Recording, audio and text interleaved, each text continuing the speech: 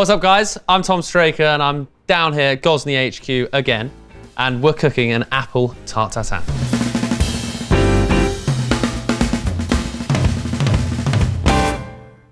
I'm using just a bog standard Granny Smith apple, but you can use other apples. Royal Gala, very nice. I did have some Royal Gala apples in my cool box, which I conveniently left on the tray. So I'm here, just got the bog standard Granny Smith. You want to roughly peel it because we're going to take the skin off and then take the core out. Okay, you just want to take these apples into quarters and then we'll take the core out of each of them.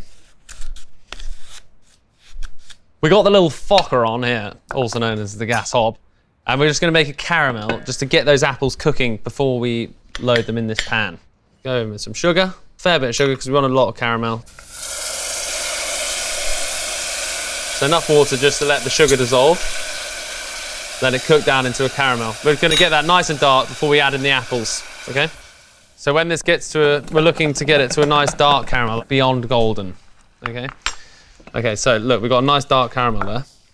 And we can just spoon the butter in like this before it goes too dark. And then we can add in the apples as well at the same time. So what we're doing here is we're cooking the apples down slowly so they lose some of their moisture. Some people would put the apples in raw for tarte tatin, yeah?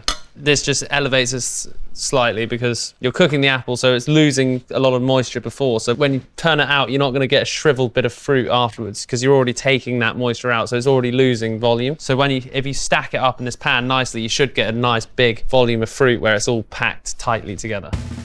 These apples have been cooking for about 15-20 minutes. They're soft all the way through. Perfect. We can take them off.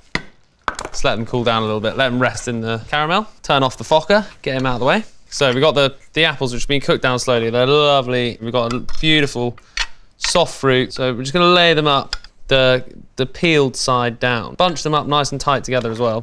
Okay, so I'm going to pour actually a little bit of caramel into the base of the pan first. Because we cooked these apples down before, we can really squash them in together and get them right up next to each other. If I told you I was going to get 4 apples in this pan, you wouldn't have believed me. Look at me now. This is some puff pastry that I made earlier. So what we want to do is make a lid that fits on top of there. Oh, just gonna make it a little bit bigger than. Cut all around. Cut all around. Cut all around. Okay, perfect. There we go. So we should have a nice round puff pastry. Let's bring this trivet into the middle. So what we've got the apples. Got a lovely bit of caramel. Let's get this puff pastry on. Push those extra bits down. Just so it tucks in around the apples, yeah? You can use the back of a spoon, the edge of a knife. Okay, so that's it basically. I'm just gonna bake that in the oven. We want there to be very little flame, no flame at all almost. A little bit of flame in there. Put it away from the fire. So we wanna go over to the left-hand side. We're just gonna let that tinkle away. It's gonna take 20 minutes, but we just keep an eye on the fire. The oven's sitting at 300. Doesn't matter if that drops slightly. You know, we want this to bake slowly. We want the pastries to be able to rise. Got some double cream. We're just going to sweeten that a touch with icing sugar. Bit of vanilla in there, vanilla bean paste. If you're feeling bougie, you can scrape out the seeds from a vanilla pod, but it'll cost you £5. Then we're just going to whisk this till it's soft, peaks, just nice and spoonable. We don't want to make it too thick. And, yeah. Don't want to take it much further than that. Cream's done. Get this tart out of the oven. Straight onto the trivet. So what we want to do is just tip out the tarts. So you set the plate over the top. This is where you just hope and pray that it comes out.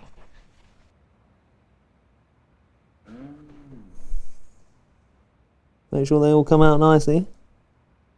Let's match that.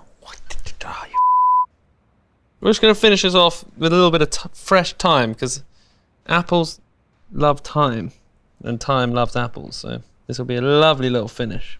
This is obviously not one portion, but I'm going to serve it like it's one portion. So I'm going to do a lovely big dollop of whipped cream. Just take a good cut of that with the cream. Cut it up like a pizza, basically. I'm probably going to burn my mouth now. Who cares?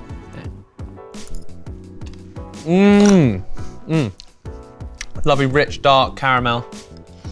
So it's not overly sweet. The apples are really nice and tender. Pastry is cooked perfectly, it's nice and crispy, it's not burnt. You do get that little hint of thyme coming through. And that's my apple tart tatin with whipped cream, fresh thyme. And for the recipe, you can go to gozney.com. Here.